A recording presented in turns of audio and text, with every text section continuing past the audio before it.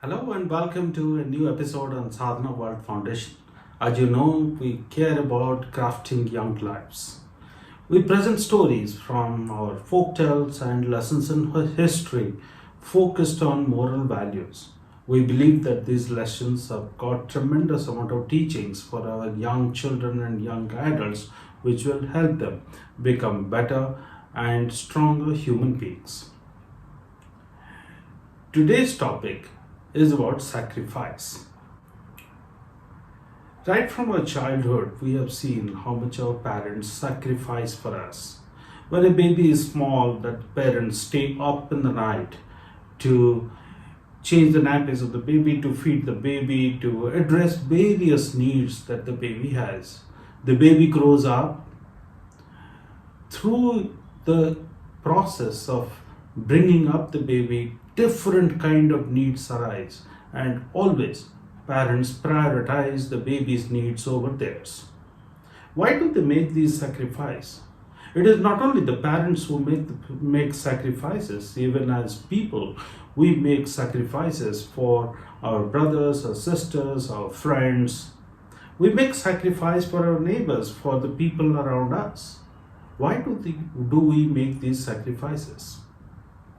I came across one story from our folk tales, and let me describe that story. Once upon a time in the jungle, there was a monkey living with his group of subjects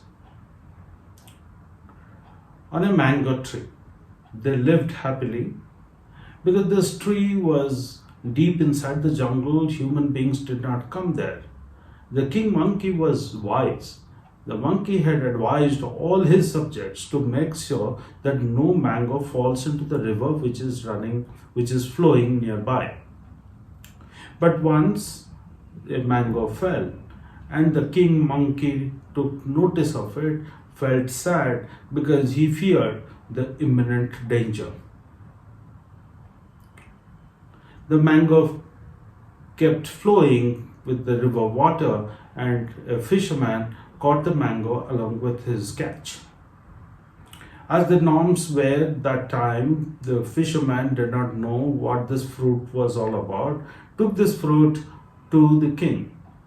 The king also did not know about it. King asked the wise men in his court. The wise men had not eaten such a rare fruit, but they knew that this fruit could possibly, the mango about which they have read, the mango is very tasty, is very rare, grows deep within the jungle. The king was very excited that there is a rare fruit in his kingdom. He ordered his men to visit the forest the next day, and he went with his men. The monkeys were excited and at the same time confused, were worried to see so many men in the jungle. The king monkey knew what it is. The king monkey called all his subjects and said that, "Don't worry, now follow my instructions. Get a long creeper and let's make a ropeway out of that long creeper." He asked his monkeys to tie one end of the creeper to the tree and the other end to his waist. He jumped across the river, the flowing stream of the river, to the fig tree which was on the other side of the river. And the monkey asked all other monkeys to cross the river one by one to the safety of the fig tree. The king was watching all of this with a lot of amusement, that the ropeway was getting built right in front of him, and the monkeys were crossing from one tree to the other. But the king was very happy that the tree was laden with ripe mangoes. However, this particular scene was very interesting. So all the monkeys crossed from one tree to the other. The king monkey was taking all the weight of the ropeway, and the monkeys passing on the rope from one tree to the other. There was one wicked monkey in the group who didn't particularly like the king and sensed an opportunity to become the king himself. He made a plot to kill this monkey, the king monkey. This wicked monkey crossed the river reached the fig tree and with all his might jumped on the ropeway so hard that the creeper broke. And the king monkey fell from that height onto a rock which was down below and got injured, was bleeding profusely. The king was a little worried to see this monkey, which helped the entire group, entire flock to safety, has now fallen and about to die. The king offered all the help. But the king monkey said, "Let me breathe my last. I am happy that I could protect all my subjects and I have taken them to a safe place." The king just witnessed a brave act of sacrifice, somebody laying down his own life. Another king laying down his own life for the sake of his men. What does this story tell us? I'm sure as children we have heard this story or similar such stories which kind of glorifies the sacrifice made by the people. So there are two questions. One question is, why do we make sacrifices? And second, how much of sacrifice is a good sacrifice to make? Like the king monkey made sacrifice, all of us make sacrifices. But all the sacrifices are worth doing this? Or there is some limit? I think firstly let's understand that sacrifice is the rule of life. We cannot live in this world without sacrificing, without giving away something that we love. Of course, the king monkey loved his own life, but he gave it away. Was this sacrifice right sacrifice to make? The parents love their freedom, love their own priorities, their own to-do list. They have to attend to that. Yet they prioritize the child's demand over theirs. Whether it is related to comfort, related to food, related to the clothes, or related to any luxurious item. It's always the child's need which comes first. And the same applies for many of us who prioritize the demands of our near and dear ones. So I think there are various scenarios why people make sacrifices. One scenario which comes to my mind is when someone wants to be appreciated. The value of appreciation, recognition is so much that one wants to make a sacrifice. So you want something in return. What does this person want in return? The person wants in return the recognition, appreciation, the glorification from others. There is a second scenario that many times people make a sacrifice hoping that the other person who is receiving the gain out of this sacrifice will make a sacrifice in return.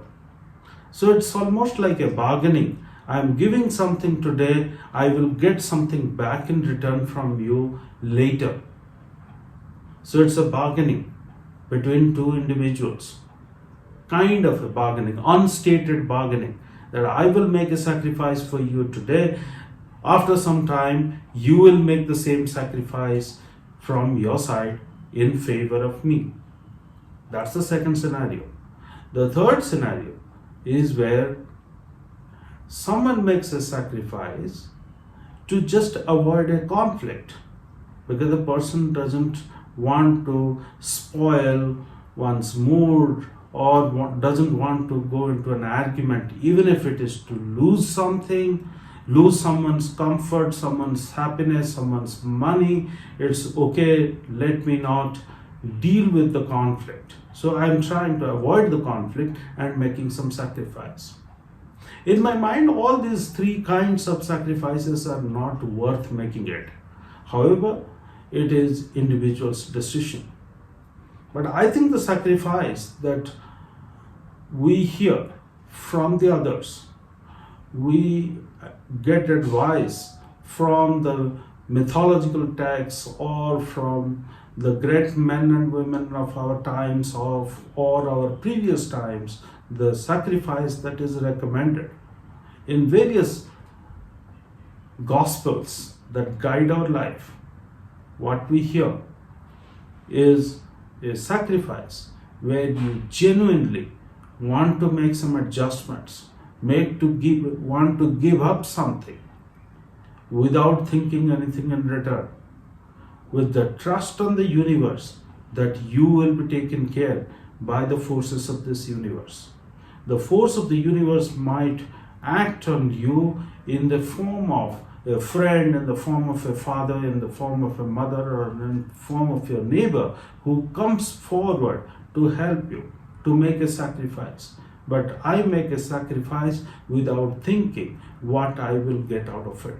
That's the genuine way of making a sacrifice. That you have something, you have some wealth, you have some knowledge, you have some physical strength, or you have some advice, you have something which is valued by the other person, and you want to give it up because the other person or the persons would find benefit out of this. You make a donation, or you sympathize, or you help without thinking of what shall I get out of this act in return. You sacrifice only with the trust on this whole universe that you will be taken care by the forces of universe, which are not seen, not imagined at this point of time. That's the real sacrifice people are talking about. And how much sacrifice is the right amount of sacrifice? That's the second question. When you make such sacrifices to give comfort or luxury, or to accept someone's wish, wanting to see someone happy, wanting to see someone successful, you make some adjustments. When you make such adjustments without being branded as getting exploited by the others, that much is the right amount of sacrifice in my mind. The world that we live in, people make assumptions.